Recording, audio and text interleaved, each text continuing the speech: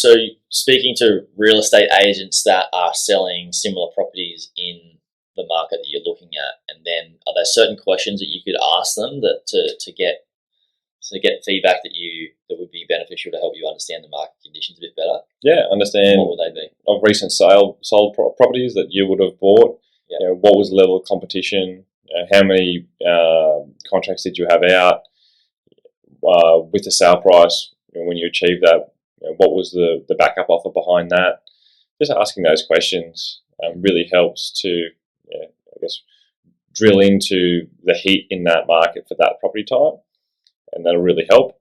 So what I'm basically trying to train people into is through doing those steps of the data and the relationships in that area for that property type is with every single purchase, you've got human emotion. You can't put a price on human emotion from a property perspective because you don't know what the value of a property is until it actually sells.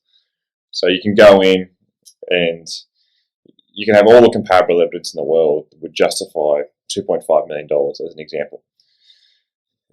But this probably ends up selling for 2.8, and you're just blown away. You're like, wow, someone paid $300,000 too much. But the psyche of that buyer, they could have been looking around for that exact location, that exact property type that was just a perfect property, and they weren't educated, and they were at the hand of a trained sales agent who just got them up higher and higher in price.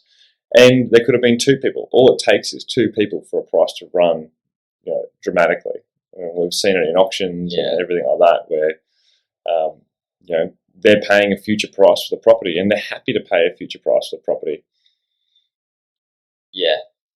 Well, they think they're happier to pay. Well, that's what also going through the coaching side of things. And what we do is, you end up paying that, like, psychologically, you're paying a future price for the property, and you have the confidence to do so because if you don't buy that property, it's not going to come up for another 3 months or 6 months. And in that 3 to 6 months in that market, I mean, the property prices, they were just growing by 5% a quarter. Yeah. So you've got to go, well, if I miss out on this property, and on average this property type comes up every 3 months, that means that statistically another property similar is going to come up in 3 months' time, but the median or the house price is going to be 5% more. So if you're looking at that $1 million purchase price, you're like, oh well, we think it's worth $1 million.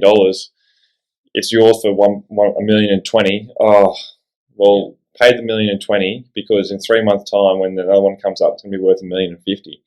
And there's no guarantee that the next one's going to come up either. And then also you've got 3 months of researching, inspecting properties. Like everyone's different. Some people are happy to wait it out, and it's their risk appetite, and also what they perceive to be the value of their time and what they enjoy doing. Yeah, so you kind of got to understand the value of the property, but at the same time, you've got to match the market as where it's at as well, right? Because the value of a property is what somebody's willing to pay for it at the end of the day, right? Yep. The definition on the Australian Property Institute is a willing buyer, willing seller, local agent in an arm's length transaction. Like, where all parties are actively prudently, without compulsion. Yeah. You speaking words straight from the website. Oh, for uni to pass one of my valuations, so that was like one of the questions is, what is the definition of market value? And I had to memorize it. Oh, that's awesome. God, that was a number of years ago. So university is worth it. 2000, tens of thousands of dollars, and I have a quote. Yeah, woo! Which I probably could have Googled. Sick. Thanks, uni. But anyway, it was a good couple of years of my life.